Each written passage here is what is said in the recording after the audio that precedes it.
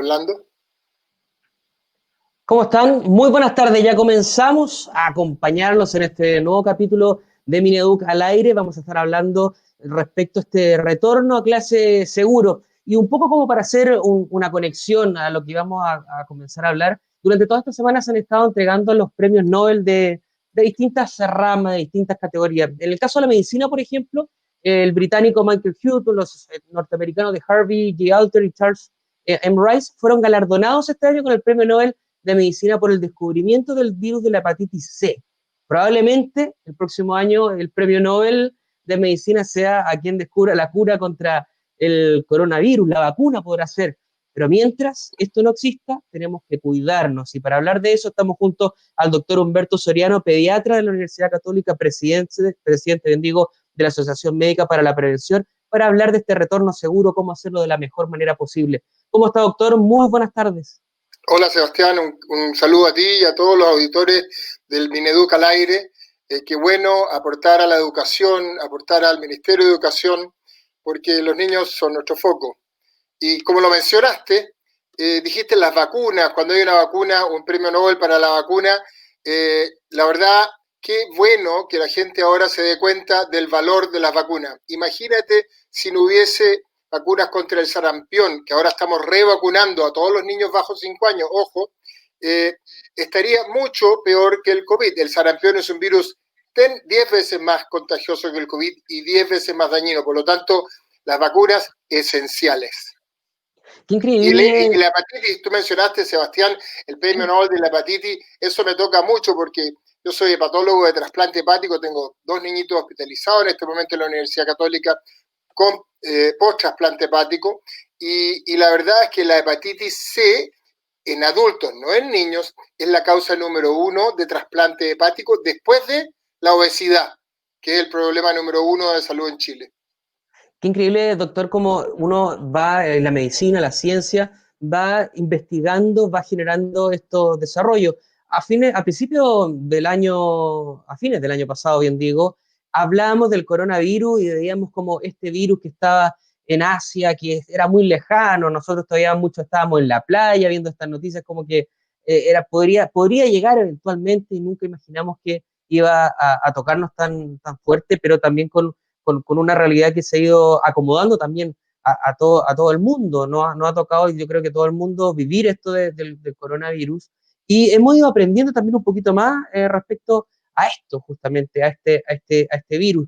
¿Qué cosas hemos aprendido desde que apareció el primer contagio? Ha ido cambiando un poquito también lo que hemos ido conociendo respecto a las mismas advertencias. Sebastián, este virus nos ha hecho más humildes, porque a veces la gente piensa que lo sabe todo y con este virus no sabíamos nada y todavía sabemos la mitad. Por ejemplo, cuando apareció el virus, mis amigos infectólogos me decían, no, si no es necesario usar mascarilla porque se transmite por contacto directo. Ahora todo el mundo sabe que se transmite por aerosol, por el aire, y que las mascarillas son esenciales. Ojo, mamá, papá, niños, ojo cuando estén con la gente querida, cuando uno se junta con los amigos y con la familia, esos son los que te pueden contagiar. Por lo tanto, mientras comen la empanada, se sacan la mascarilla, pero después se la ponen. Y ojalá que si se juntan a comer con gente con la que no viven, afuera, ahora que está más tibiecito, aprovechemos el aire libre, porque la ventilación es clave para evitar el coronavirus. Pero Sebastián, tú me preguntaste qué otras cosas hemos aprendido. Pensábamos que los niños eran los que eran más susceptibles al virus, son los menos susceptibles. Pensamos que los niños eran los que se iban a agravar más, son los que menos se hospitalizan. Pensábamos que el coronavirus era un virus que, como la influenza y como el virus incisional respiratorio, se iban a transmitir mucho en los colegios y que iban a bajar cerrando los colegios. Y no hemos visto casi nada de influenza, casi nada de incisional respiratorio, y el coronavirus sigue feliz y campante. Así que todavía, Sebastián, nos queda mucho que aprender y mucho que cuidarnos, porque por lo menos un año, incluso hay gente que dice 2 años más de coronavirus, acostumbrémonos a vivir protegiéndonos. Es increíble ese aprendizaje continuo, pero también uno ve la mayoría de la gente que al principio muchos eran reticentes a usar la mascarilla, decían, ¿para qué me la voy a poner? Pero ahora uno ve en la calle, uno va caminando muchas veces por el centro, por diversas partes, y en la mascarilla ya es prácticamente algo cotidiano, algo del día a día, e incluso cuando la persona no usa mascarilla, la gente ya lo mira raro y dice, pucha, qué lata que no te estás cuidando.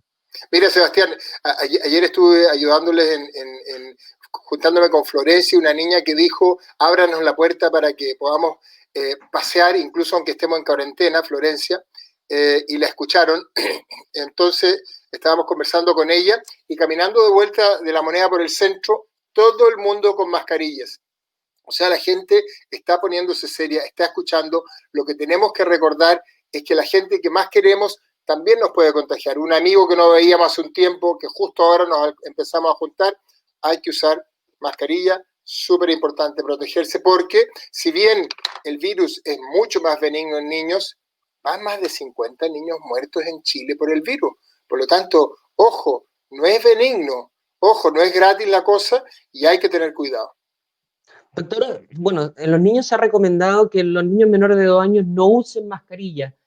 Mira, ¿Qué cosas podemos esa hacer con eso? recomendación es como a la pinta de lo que uno se le ocurre. Eso lo sacó la Academia Americana de Pediatría y en la Sociedad Chilena de Pediatría lo secundaron, pero no hay ningún estudio que diga cuándo es el mejor momento para usar mascarilla.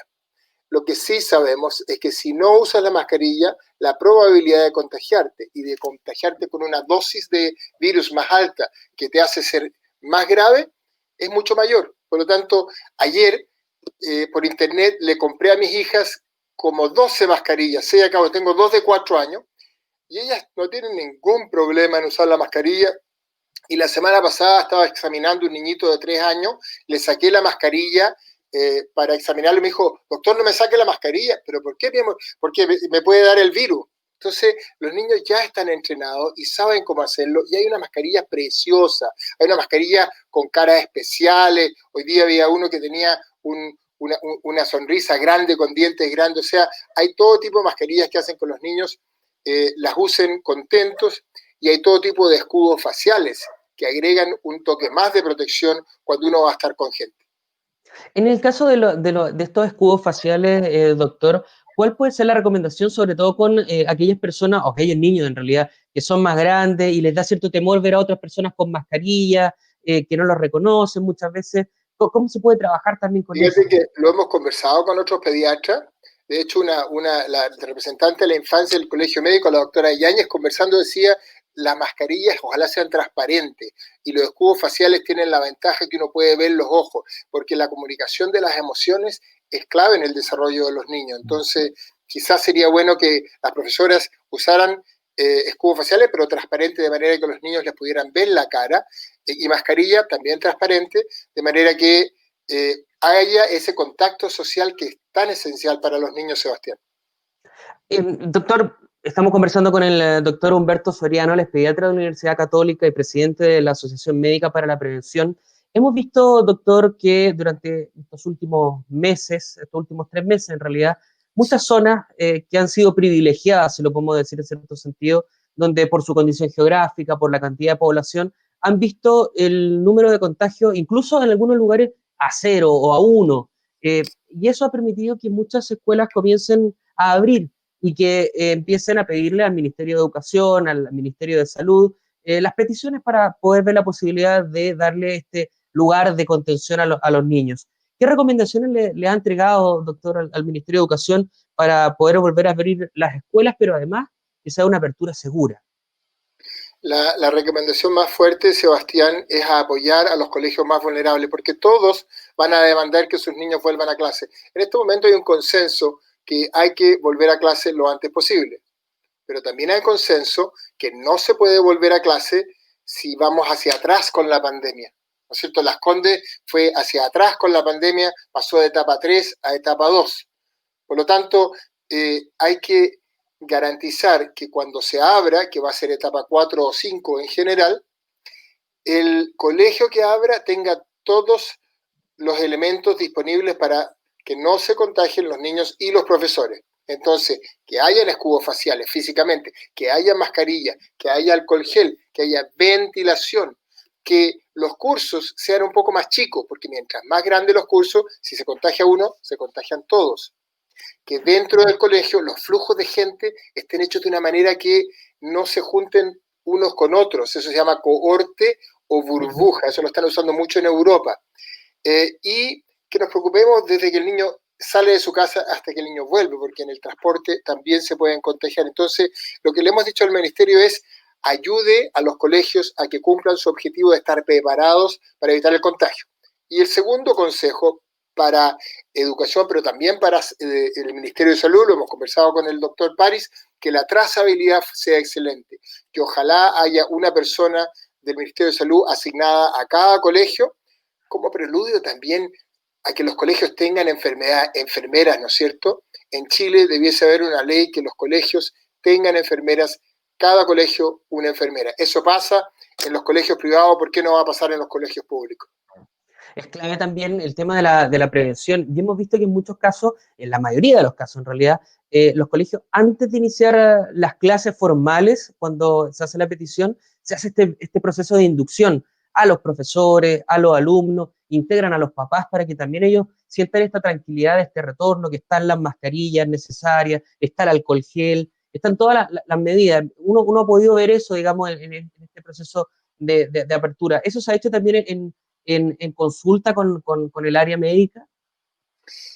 Hemos conversado mucho con el Ministerio de Salud, con el Ministerio de Educación, con el Ministerio de Desarrollo Social, desde la Universidad Católica, desde la Asociación para la Prevención, porque todos tenemos que aportar nuestro grano de arena a que la vuelta al colegio sea segura y que la hagamos como países que lo han hecho bien, como Dinamarca o Nueva Zelanda, que lo ha hecho mejor todavía, y no mal como los países que en algún momento se han equivocado, como Israel, que volvieron sin medidas de protección, o incluso como Estados Unidos, que lo ha hecho mal también, ¿no es cierto? Hay que conversar, como tú decías, Sebastián, y eso, felicitaciones por estar involucrando a los estudiantes, a los profesores, a los directores de colegio, porque son los que van a estar realmente haciendo la pega para evitar el contagio.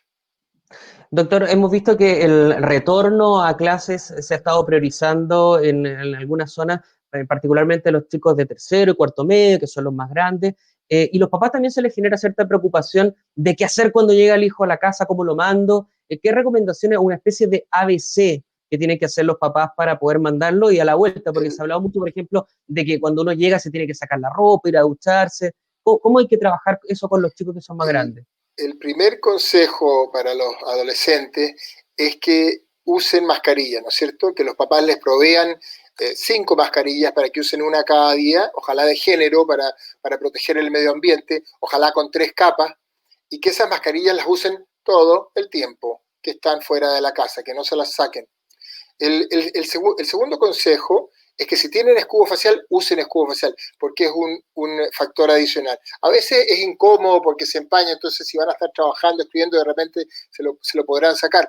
Pero definitivamente si están en los pasillos contactándose con otra gente, que usen el escudo facial. Tercer punto, que ojalá tengan un frasquito de alcohol gel para que lo tengan en el bolsillo, porque uno, o sea, sabemos que el virus se transmite por aire, Sebastián, pero además se transmite por contacto. Entonces, si alguien tocó una manilla y tosió en la mano, tú te puedes pegar ese coronavirus perfectamente. Entonces, si tú tocas una manilla, inmediatamente te echas alcohol gel.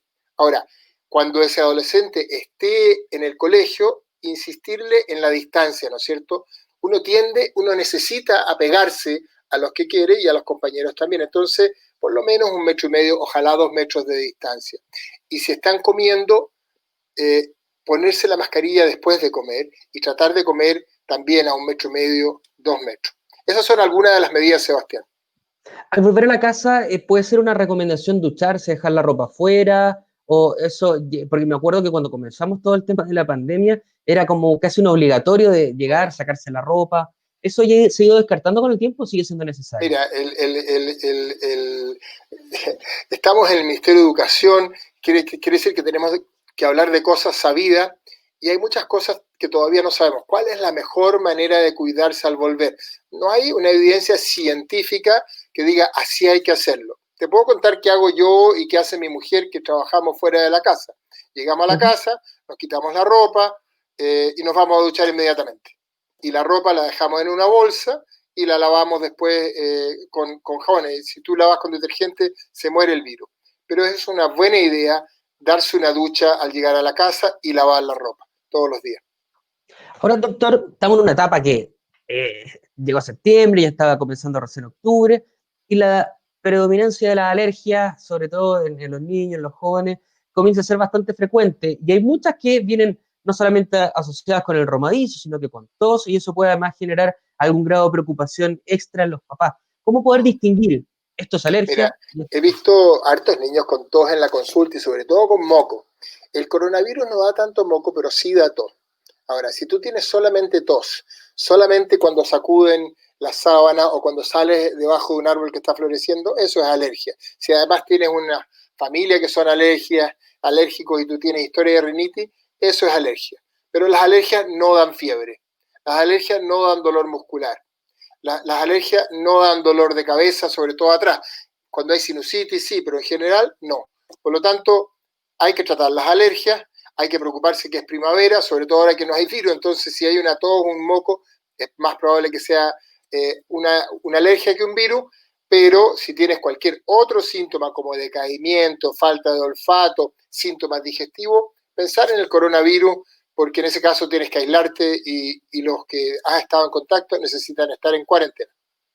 Doctor, ¿qué sucede con los niños en etapa parvularia? También un poquito más difícil de que puedan obedecer las reglas. Hay justamente Carolina Arevalo nos hacía la pregunta, ¿qué pasa con los kinder, con los pre-kinder, que Mira, también el el, contacto es como súper necesario? en muchos lugares del país, incluido el ministro Figueroa, han decidido empezar con los de cuarto medio y tercero medio, pero es una razón más bien de estudio y logística, porque van a la prueba de aptitud, están perdiendo más, es más importante para ellos volver al colegio. Pero desde el punto de vista médico y científico, es más fácil y más seguro que vuelvan los niños de kinder y prekinder. ¿Por qué? Porque son los que se contagian menos, porque son los que contagian menos a los demás, porque son los niños que sí se contagian, se hospitalizan menos y si se hospitalizan se vean de alta sanitos menos. Por lo tanto, los niños de kinder y prekinder, buena cosa que vuelvan, lo hemos conversado mucho con la subsecretaria de educación parvularia. Por lo tanto, ojalá que los kinder y prekinder vuelvan a clase cuando cumplan con qué, con las medidas del paso a paso, que son etapa 4 o etapa 5, y cuando cumplan con que los kinder tienen todos los elementos necesarios para prevenir el contagio. Ahora, ¿cómo se hace en esos casos? Hay que achicar los cursos. ¿Cómo se hace en esos casos? Hay que proteger muy bien a los profesores. Las profesoras y profesores sí se pueden contagiar, por lo tanto necesitan el escudo facial, una buena mascarilla, alcohol gel y distancia, de manera que en el curso no tengas 30 niños en una pieza chica, sino que ojalá sean 10, 12, 15, 20 si la sala es muy grande y mucha ventilación. De hecho, en muchos lugares de Estados Unidos y la gente de Harvard sobre todo propone que tiene que haber un filtro EPA en cada clase. Esto es carísimo, pero si se puede lograr tener un filtro EPA en las clases cuando vuelvan los niños en prekinder, mucho mejor. Ahora, obvio que es difícil a un niño chico decirle que no se contacte, pero no te creas, los niños de 3 años y 4 años, como mis hijas, obedecen instrucciones, aprenden del coronavirus y quizás el problema más grande es que están un poquito asustados, ¿eh? Los niños y sobrepasadas, las mamás sobre todo, que tienen que trabajar y ver a los niños que están haciendo telecolegio al mismo tiempo. De Tarapacá, Hay una allá. pregunta, muchas gracias por la información, Danitza. Cristina González Ayarza, los invitamos a que nos sigan escribiendo a través de nuestro Facebook, está la posibilidad de que ustedes puedan hacer las preguntas. Ahí nos dicen, ¿qué recomiendan la clase de educación física? Ahí también hay El, un tema, ¿no? el problema es que el coronavirus se transmite por la respiración, el aire, ¿no es cierto? Si tú toses, sale a varios metros el virus. Y cuando haces actividad física, la actividad física bota mucho más aire y crea mucho más aerosol. Por lo tanto, la educación física es un problema, porque además, si usas una mascarilla, sobre todo en el 95, te ahogas si estás haciendo actividad física prolongada. Yo subo escaleras al 6º piso del Hospital de la Católica, te cuento, llego y respirando agitado porque es difícil con la mascarilla. Entonces, la educación física hay que pensarla con mucho cuidado, porque tendrías que hacerla prácticamente guardando 3 metros de distancia con el resto de la gente que está haciendo actividad física, y eso es muy difícil lograrlo en un colegio. Pero si tú sales, por ejemplo, a caminar alrededor de las cuadras y mantienes una distancia de 3 metros, quizás esa sería una posibilidad, pero es difícil. El contagio es mucho menos si tú estás leyendo con la boquita cerrada y sin hablar. Cuando tú no hablas, contagias mucho menos. Cuando hablas, contagias más. Y cuando haces educación física, contagias al máximo. Cuando tiras la cadena del baño, creas aerosoles, también contagias porque el coronavirus está en las deposiciones. Doctor, ¿qué pasa con el caso del encierro? Porque me imagino que eso también se ha visto que ha afectado a los niños, no solamente en salud física, sino también en salud mental.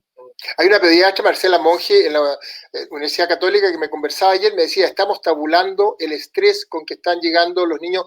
Tú no te imaginas lo que ha pasado. Están todos sobreapegados, todos con ansiedad de superación, todos con este síndrome de la cabaña. Es realmente terrible. La evidencia muestra que tienen 4 veces más niveles de catecolamina, las hormonas del estrés. Comen peor, más obesidad, hacen menos ejercicio, eso es más todo tipo de enfermedades, diabetes, cardiovasculares, tienen malos hábitos, no duermen bien, tienen pesadillas los niños. Entonces, cuesta crear rutina, hay que tenerle rutina a los niños. Y finalmente, hay más consumo de sustancias en un porcentaje de la población cuando hay encierro y después cuando salen del encierro. Entonces, hay que cuidarse mucho más. Ahí quería preguntarle también respecto a eso, doctor, el tema Gracias, Laura. del tema del consumo de las drogas. ¿Ha aumentado en la pandemia? Usted de niño, digamos, pero también me imagino que como asociación deben tener este análisis. Lo más importante desde la Asociación de la Prevención es que el mensaje para las niñas, niños y adolescentes debe ser claro. Usted espérese, no consuma ni alcohol ni drogas, por favor, todavía. Espérese hasta los 21 años hasta consumir. Ese es el primer mensaje. No un mensaje castigador, sino que un mensaje que diga, aguántese un poquito, ya va a tener oportunidad de vivir todas esas cosas. ¿Y por qué? ¿Por qué tengo que aguantarme? Te va a preguntar tu hija. Bueno, porque tu cerebro no está protegido, no tiene la mielina, no se ha hecho la poda neuronal, ¿no es cierto? No la quieres hacer bajo el efecto del alcohol, ¿no es cierto? No quieres tener un jardinero podando que está bajo el efecto del alcohol. Por lo tanto, el cerebro de las niñas y los niños es mucho más susceptible. Por lo tanto, aguántese. Y eso significa estar cerca de los adolescentes, pasar tiempo con ellos, entrar en su living digital. Entrar en su living digital no es un derecho, es una obligación de las mamás y los papás. Y estar cerca, no solamente cerca físicamente 1 hora al día por lo menos, sino que además comprometido en la vida de ellos, de manera que cuando tengan una duda, cuando tengan un problema, puedan venir a preguntarte y tú le des un consejo sin crítica, un consejo desde el cariño y un consejo desde el cuidado, ¿no es cierto? Desde la supervisión, no desde la monitorización, sino que tú conozcas a los amigos de tus hijos, conozcas a las amigas de tus hijos, conozcas a los papás y mamás de los amigos de tus hijas. Porque cuando eso pasa, la evidencia científica muestra el consumo es mucho mejor y el futuro en vida, en felicidad y académico es muchísimo mejor. Por lo tanto, en la pandemia, hagamos más actividad física. Esa es una clave para combatir el consumo y los malos hábitos. La actividad física se puede hacer, Jenny, incluso cuando uno está en una pieza, el baile es maravilloso.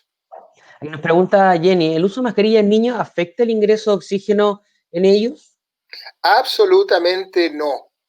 Jenny, el oxígeno entra perfectamente por el borde de la mascarilla.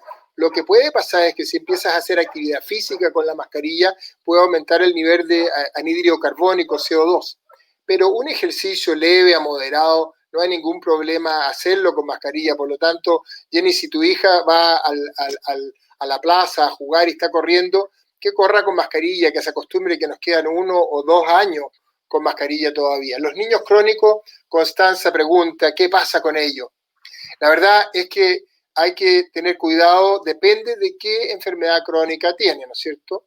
Si probablemente sea una enfermedad de alergia crónica a la piel, no tiene ninguna importancia, pero si es una enfermedad pulmonar crónica, En ese caso tienes que tener mucho más cuidado, tienes que realmente no juntarte con nadie, tienes que realmente usar mascarilla y escudo facial, y hay que tratar de compensar por algún otro lado, ¿no es cierto? Lo que recomiendan, por ejemplo, Constanza, es que se encuentre el primo de la familia cercana con el que pueda estar y que no esté con nadie más, porque la falta de contacto social es muy difícil, sobre todo porque nos quedan, como te digo, por lo menos un año. Doctor, como pediatra, como Asociación Médica para la Prevención, este coronavirus ha sido lo más difícil que hemos tenido que llevar como sociedades médicas, como sociedad en los últimos 50 años en materia de salubridad pública. Y desde las universidades y como padre, absolutamente. Esto ha sido lo más difícil que ha tenido que enfrentar el mundo desde la última guerra mundial. De hecho, en Estados Unidos nunca habían habido tantos muertos como los que han habido ahora. O sea, desde la Segunda Guerra Mundial que no había una cosa tan terrible, pero hay luz al final del túnel. No hay que tirarse a morir porque se están desarrollando vacunas. La inmunidad sirve, no perfectamente, pero sirve para que si te viene de nuevo el coronavirus no sea tan terrible. Y hay luz al final del túnel porque hemos aprendido a cuidarnos y hemos aprendido, los doctores también, a cuidarlos a ustedes.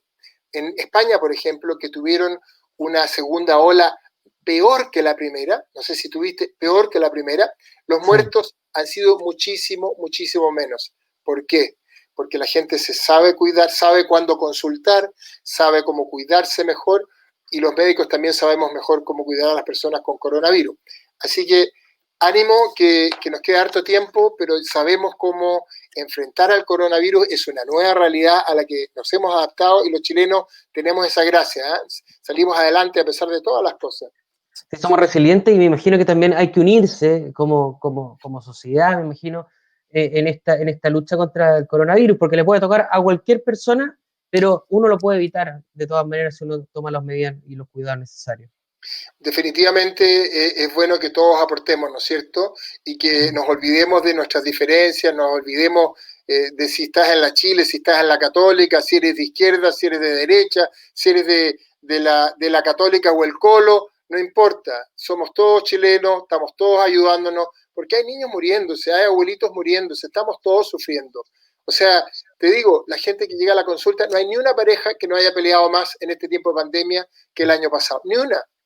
¿Ah? O sea, desde ese punto, cómo ha sufrido la salud mental, tanto que la sociedad científica empujamos el desarrollo de una plataforma saludablemente, que ahora está disponible, con atenciones en el hospital digital, atenciones psicológicas, y hay que saber pedir ayuda cuando uno lo necesita, ¿no es cierto? Porque si tú estás normal en una etapa como esta, es que no eres normal. Lo normal es estar un poco neurótico, lo normal es estar un poco angustiado. Mi mamá, por ejemplo, que vive en un departamento con mi papá que es enfermo, está muy afectada. Y así me imagino que la mamá de todos ustedes han estado súper afectados. Así que hay que ayudarnos mutuamente. Y en ese sentido, pucha, yo le saco el sombrero a mi hijo que le va a entregar cosas a la casa, que la llama, que la visita a distancia. Tenemos que preocuparnos de nuestros abuelos también, además de nuestros niños. Qué importante mensaje, doctor. Y antes de despedirnos, quería ver la posibilidad si le puede responder ahí a Lana para que no se quede con la pregunta. ¿Qué hago con mi hijo que es crónico respiratorio? ¿Qué sobrecuidado puedo tener? Alana, el primer mensaje es un mensaje de tranquilidad porque hemos visto que si tú te cuidas, la probabilidad que te contagies es baja. El segundo mensaje es que ahora los médicos sabemos tratar mejor el coronavirus. Por ejemplo, este síndrome inflamatorio, todavía no se ha muerto ningún niño de más de 100 niños que le ha dado este síndrome. Y no, sé, no dices, Alana, qué edad tiene tu hijo, pero que use mascarilla. Hay que comprarle una que le quede súper cómoda, que no le tire las orejas, que le guste, que sea bonita. Hay que comprarle un escudo facial y todas las personas que estén con tu hijo, Alana, tienen que cuidarse de la misma manera, ¿no es cierto?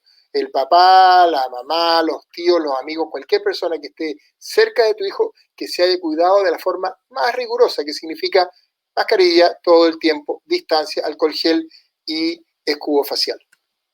Bien, doctor, nos queda por último. ¿Por qué no volver con los cuartos medios? Dice, me parece Eso, necesario. Eso es lo que se está pensando en este momento, volver con los terceros y cuartos medios. Y Claudio, que preguntas de los cuartos medios de volver, es súper importante que vuelvan algunos grupos, y que vuelvan ahora, donde se puede ahora. ¿Por qué? Porque tenemos que aprender. Con el coronavirus hay que ser humilde, estamos todos aprendiendo. Y los colegios van a aprender, el Ministerio de Educación va a aprender, el Ministerio de Salud va a aprender. Entonces, si no empezamos ahora, en marzo, cuando entre la mayoría, vamos a estar despreparados, no vamos a saber los trucos para evitar los contagios, los trucos para saber qué hacer y cuáles son los protocolos si llega un niño con dolor de cabeza. Eso tenemos que afinarlo, y eso se van a afinar en los lugares donde ya hayan estado en la etapa 4 y el colegio esté preparado. Por lo tanto, súper necesario, Claudio, que vuelvan los cuartos medios, porque es una oportunidad para que todos vayamos hacia adelante.